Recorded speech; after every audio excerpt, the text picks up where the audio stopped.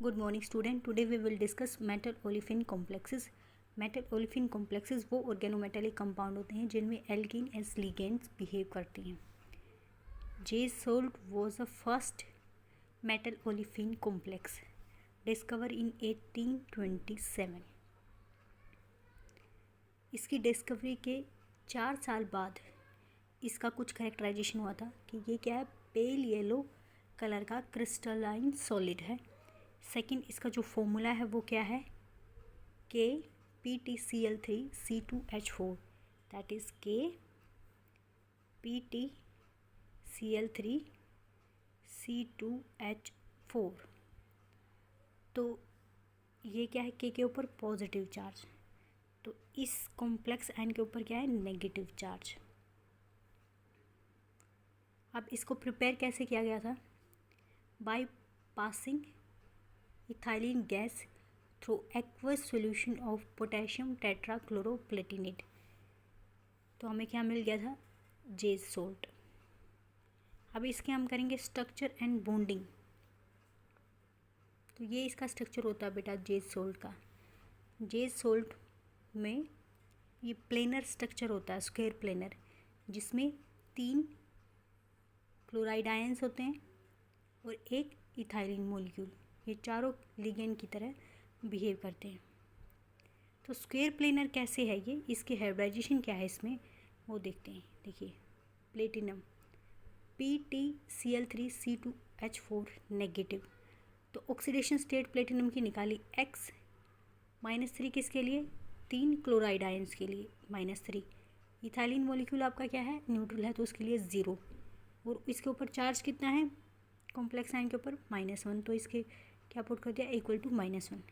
तो यहाँ से प्लेटिनम की ऑक्सीडेशन स्टेट कितनी आ गई है, 2 ऑक्सीडेशन स्टेट है इसकी.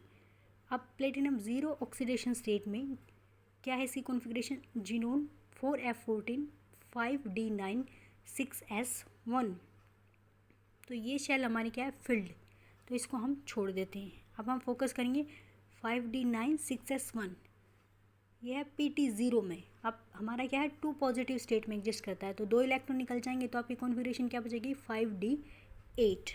अब 5D8 कैसे अरेंज होगी डी ऑर्बिटल में, यानी कि सिंगली ऑक्यूपाइड होंगे और 3 फील्ड होंगे.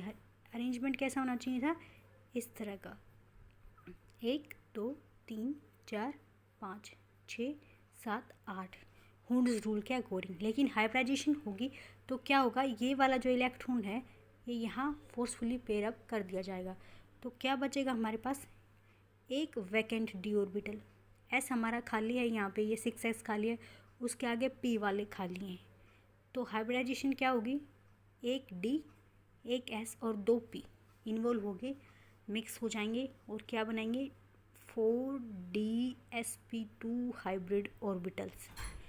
वो ऑर्बिटल्स किसके साथ बाइंड करेंगे, ये ऑर्बिटल बाइंड करेंगे 3 क्लोराइड के साथ और एक इथाइलिन मॉलिक्यूल के साथ, यानी कि 4DsP2 हाइब्रिड ऑर्बिटल में से 3 क्लोराइड आयन के साथ बाइंड कर जाएंगे और एक इथाइलिन के साथ बाइंड अप कर जाएगा. तो ये कौन से बॉन्ड बनाएंगे, कोऑर्डिनेट बॉन्ड. क्लोराइड एक lone pair of electron donate करेगा, यानी कि हर क्लोराइड एक lone pair of electron donate करेगा.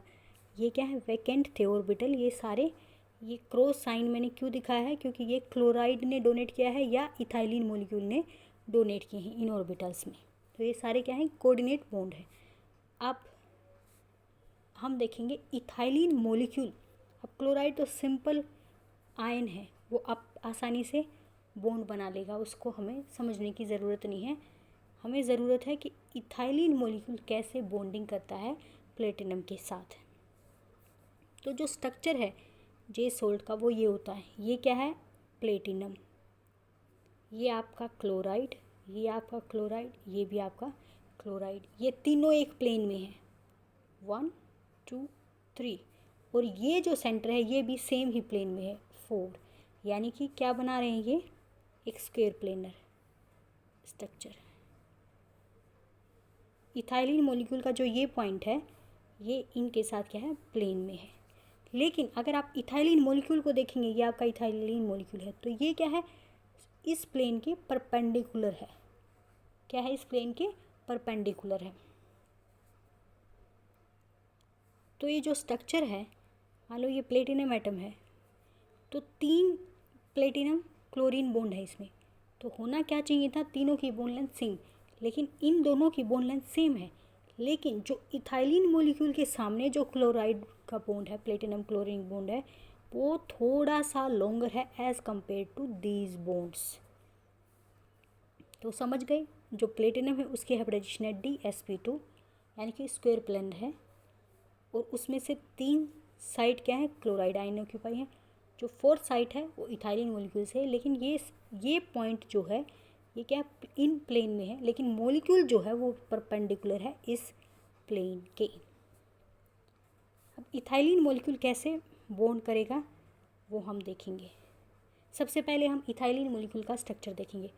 कार्बन की क्या हाइब्रिडाइजेशन होती है, helium 2s2 2p2 ground state में, तो ये आपका क्या है S और ये आपका P। अब एक्साइटेड स्टेट में S से एक इलेक्ट्रॉन P में चला जाएगा, तो क्या बन जाएगा, S और P सारे के सारे ऑर्बिटल क्या होंगे, सिंगली फिल्ड। लेकिन हाइब्रिडाइजेशन में जो आपका इथाइलिन मॉलिक्यूल है उसमें एक सिंगल बॉन्ड है, कार्बन कार्बन के बीच में सिग्मा बॉन्ड है और दूसरा पाई बॉन्ड है। पाई बॉन्डिंग कभी भी हाइब्रिडाइजेशन में इन्वॉल्व नहीं होता है। तो हाइब्रिडाइजेशन में कौन से ऑर्बिटल इन्वॉल्व होंगे, S और 2p, sp2 हाइब्रिडाइजेशन होगी। आपको पता ही है इथाइलिन मॉलिक्यूल में कौन सी हाइब्रिडाइजेशन होती है, sp2। अब 3 sp2 हाइब्रिडाइज ऑर्बिटल बनेंगे, उसमें से कार्बन के पास 3 sp2 हाइब्रिडाइज ऑर्बिटल हो गए, एक ने हाइड्रोजन के साथ पेयर कर लिया, दूसरे हाइड्रोजन के साथ, थर्ड वाला कार्बन के साथ, कार्बन के sp2 हाइब्रिड ऑर्बिटल के साथ बॉन्ड अप हो जाएगा। तो जब हाइब्रिडाइजेशन sp2 होती है तो ज्योमेट्री क्या होती है, ट्राइगोनल प्लेनर, यानी कि ये जो सारी चीज़ें हैं ये क्या है, प्लेन में। इन द सेम वे ये वाला कार्बन इस कार्बन के साथ बॉन्ड बना रहा है, इन हाइड्रोजन के साथ बना रहा है, इन हाइड्रोजन के साथ बना रहा है।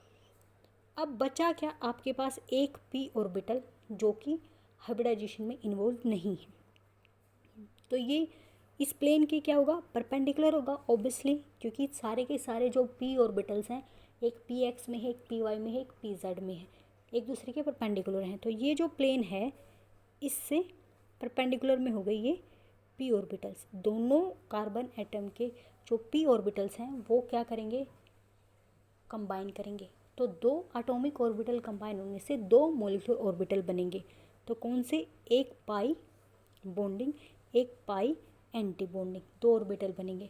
अब इलेक्ट्रॉन कितने हैं, 2 इलेक्ट्रॉन है, एक इस एटम में था, इन द सेम वे ऐसा ही दूसरा कार्बन का जो ऑर्बिटल है उसके अंदर हैं 2 इलेक्ट्रॉन। तो जब इलेक्ट्रॉन 2 ऑर्बिटल बन रहे हैं, 2 इलेक्ट्रॉन है, और बॉन्डिंग ऑर्बिटल एनर्जी में लोअर होता है और एंटी बॉन्डिंग ऑर्बिटल एनर्जी में हायर होता है, तो दोनों के दोनों इलेक्ट्रॉन किस में होंगे, पाई बॉन्डिंग में आ जाएंगे। तो हम कैसे दिखा सकते हैं इथाइलिन मॉलिक्यूल को, ये कार्बन, ये hydrogen, hydrogen, carbon, hydrogen, hydrogen, sideways overlapping से पाई बॉन्ड बन गया, बॉन्डिंग ऑर्बिटल है, और ये क्या है, एंटी बॉन्डिंग ऑर्बिटल। सब कुछ इसमें यहीं पे है बेटा, बॉन्डिंग भी और एंटी बॉन्डिंग भी। अब जो बॉन्डिंग ऑर्बिटल है मैंने उसको ऐसे दिखाया, उसका रीज़न क्या है कि ये फील्ड है, इसमें 2 इलेक्ट्रॉन है, तो इसका स्ट्रक्चर हम देखते हैं तो कैसा होगा, कार्बन हाइड्रोजन से बॉन्ड है, हाइड्रोजन से बॉन्ड है, कार्बन से बॉन्ड है, ये क्या sp2 hybridisation. In the same way इस कार्बन की भी क्या है, sp2 हाइब्रिडाइजेशन है। अब इसके जो p ऑर्बिटल्स हैं वो क्या करते हैं, साइडवेज ओवरलैपिंग। तो ऐसे साइडवेज ओवरलैपिंग होगी, 2 एटॉमिक ऑर्बिटल कंबाइन होंगे तो 2 मॉलिक्यूलर ऑर्बिटल बन जाएंगे, पाई बॉन्डिंग और पाई एंटी बॉन्डिंग। तो जो पाई बॉन्डिंग होती है उसकी शेप ऐसी होती है, इस तरह की, और एंटी बॉन्डिंग की शेप इस तरह की होती है। अब इस पे वेव फंक्शन का साइन पॉजिटिव है तो इस लोब का वेव फंक्शन का साइन पॉजिटिव, इसका नेगेटिव, इसका नेगेटिव, इसका पॉजिटिव होगा तो इसका नेगेटिव। ये हम कर चुके हैं कि साइन क्या होती है, ऑपोजिट होती है। अब जो पाई बॉन्डिंग है उसमें क्या है, 2 इलेक्ट्रॉन, तो मैंने इसको दिखा दिया कि ये क्या है, फील्ड है, और इसको नहीं फिल किया इस वाले ऑर्बिटल को, क्योंकि ये क्या है, वैकेंट है। अब ये दोनों ऑर्बिटल पाई बॉन्डिंग और पाई एंटी बॉन्डिंग मेटल के साथ बॉन्डिंग में इन्वॉल्व होंगे। कैसे होंगे ये देखो, देखिए अब मेटल का क्या है, हाइब्रिडाइजेशन हो गया है DsP2, यानी कि DsP2 हाइब्रिड ऑर्बिटल बना है, वो क्या है, वैकेंट है। उसकी सिमेट्री कुछ इस तरह की होगी, तो उसका क्या है, ज़्यादा D कैरेक्टर होगा। जैसे क्या है, DsP2 हाइब्रिडाइजेशन है तो ज़्यादा क्या होगा, D कैरेक्टर होगा या उसमें P कैरेक्टर होगा। तो जो सुटेबल सिमेट्री का हाइब्रिड ऑर्बिटल होगा मेटल का, वो क्या है, वैकेंट है। वैकेंट कैसे है कि ये सारे वैकेंट थे, D8 तक ही फिलिंग थी, सारे वैकेंट थे। ये क्रॉस वाले क्या हैं, डोनेटेड इलेक्ट्रॉन्स हैं। तो इनमें से एक हाइब्रिड ऑर्बिटल क्या करेगा, इथाइलिन मॉलिक्यूल के बॉन्डिंग, पाई बॉन्डिंग के साथ इंटरेक्ट करेगा और इससे क्या ले लेगा, 2 इलेक्ट्रॉन। वे फंक्शन की ओवरलैपिंग होगी, यानी कि लोब का यहाँ पे पॉजिटिव साइन है, तो ये जो पाई बॉन्डिंग ऑर्बिटल वाले लोब है, इसका भी साइन क्या होगा, पॉजिटिव होगा। और फिर ये आपस में क्या कर जाएंगे, ओवरलैप कर जाएंगे ऐसे। तो ये क्या हो रही है, हेड ऑन ओवरलैपिंग है बिल्कुल। तो इसको क्या बोलेंगे, सिग्मा बॉन्ड, यानी कि एल्कीन जो मॉलिक्यूल है उसने एक इलेक्ट्रॉन पे डोनेट कर दिया मेटल को, सिग्मा बॉन्ड बना लिया, हेड ऑन ओवरलैपिंग हो गई। सेकंड क्या होगा, दूसरा, अब इसके पास पाई एंटी बॉन्डिंग ऑर्बिटल भी है जो क्या है, वैकेंट है। और जो आपकी जो प्लेटिनम मेटल है उसके पास फील्ड ऑर्बिटल भी हैं। तो जो मेटल का D ऑर्बिटल जिसकी सुटेबल सिमेट्री होगी इस पाई स्टार ऑर्बिटल के साथ, वो इसके साथ साइडवेज ओवरलैपिंग कर लेगा और क्या करेगा, मेटल अपने फील्ड ऑर्बिटल से इसमें इलेक्ट्रॉन दे देगा। यानी कि इन दोनों के बीच में जो मेटल का जो D ऑर्बिटल है फील्ड और इथाइलिन मॉलिक्यूल का जो वैकेंट पाई स्टार ऑर्बिटल है, उनकी साइडवेज ओवरलैपिंग हो जाएगी और बॉन्ड बन जाएगा, कौन सा बॉन्ड, पाई बॉन्ड। तो इसका नेट रिजल्ट क्या होगा कि मेटल ने दिया है एल्कीन को पाई बॉन्ड के थ्रू। तो प्लेटिनम और इथाइलिन में 2 बॉन्ड बन रहे हैं। एक तो इथाइलिन ने डोनेट किया है सिग्मा बॉन्ड के थ्रू, एक प्लेटिनम ने फील्ड मेटालिक D ऑर्बिटल से दिया है वैकेंट पाई स्टार ऑर्बिटल को। तो ये क्या है, सिनर्जिस्टिक इफेक्ट है। इथाइलिन ने दिया तो मेटल के ऊपर चार्ज डेंसिटी ज़्यादा हो गई, इलेक्ट्रॉन डेंसिटी ज़्यादा हो गई। अब जब इलेक्ट्रॉन के मेटल के पास इलेक्ट्रॉन डेंसिटी ज़्यादा हो गई तो ये अपने वो इलेक्ट्रॉन दोबारा से इथाइलिन के वैकेंट पाई स्टार ऑर्बिटल में दे देगा। यानी कि सिग्मा बॉन्ड का बनना पाई बॉन्ड को प्रमोट करता है और पाई बॉन्ड का बनना सिग्मा बॉन्ड को प्रमोट करता है। तो इसको बोलते हैं सिनर्जिस्टिक इफेक्ट। इसको क्या बोलते हैं बेटा, सिनर्जिस्टिक इफेक्ट। इसका रिजल्ट क्या होगा, जो प्लेटिनम और कार्बन है इथाइलिन का, उसके बीच में स्ट्रॉन्ग बॉन्ड बन जाएगा। लेकिन इथाइलिन का जो बॉन्ड है वो क्या हो जाएगा, वीक हो जाएगा। वैसे ये इस तरह से होगा, ये बॉन्ड क्या हो जाएगा, अगर आप इथाइलिन मॉलिक्यूल यानी कि इथाइलिन मॉलिक्यूल में कार्बन कार्बन डबल बॉन्ड है, उस बॉन्ड लेंथ को मेजर करोगे और फिर जो इथाइलिन मॉलिक्यूल जेड सोल्ट में बॉन्डेड फॉर्म में है उसका बॉन्ड लेंथ मेजर करोगे तो ये बॉन्ड लेंथ कम होगा, ये बॉन्ड लेंथ ज़्यादा होगा। ठीक है बेटा, इस तरह से इसका आप स्ट्रक्चर देख सकते हो कि ये क्या है, पाई बॉन्डिंग, इसने मेटल के ऑर्बिटल को इलेक्ट्रॉन दे दिया। ये क्या है, एंटी बॉन्डिंग, इसने मेटल के फील्ड ऑर्बिटल से इथाइलिन मॉलिक्यूल को दे दिया। तो ये क्या है, सिग्मा डोनेशन है, ये पाई एक्सेप्टेंस है। और ये दोनों ही चीज़ें एक दूसरे को प्रमोट करेंगे। अभी कुछ एग्जाम्पल हैं और कॉम्प्लेक्सेस के, मेटल ओलिफिन कॉम्प्लेक्सेस के। ये क्या लिगैंड है इसमें, 1,5 साइक्लो ऑक्टाडाइन। और ये जो इथाइलिन जो बॉन्ड है डबल बॉन्ड, ये कंजुगेशन में नहीं है। कंजुगेशन पे होने पे जो बॉन्डिंग कैपेसिटी है, जो बॉन्डिंग स्ट्रक्चर है, वो और ज़्यादा कॉम्प्लेक्स हो जाता है। तो ये क्या है, अनकंजुगेटेड है। तो ये इनका बॉन्ड फॉर्मेशन वैसे ही रहेगा, स्ट्रक्चर और बॉन्डिंग जो जे सोल्ट में है। इन द सेम वे ये क्या है, लिगैंड 1,5 साइक्लो डोडेका ट्राईइन, ये निकल के साथ कॉम्प्लेक्स है। तो अगर आप कंबाइंड वे में देखेंगे तो ये कैसे बॉन्ड बनाएगा, इथाइलिन ये पाई बॉन्ड के थ्रू मेटल के सुटेबल ऑर्बिटल से हेड ऑन ओवरलैपिंग है, यानी कि सिग्मा बॉन्ड है। और ये पाई एंटी बॉन्डिंग इथाइलिन का और मेटल का D ऑर्बिटल, ये साइडवेज ओवरलैपिंग है।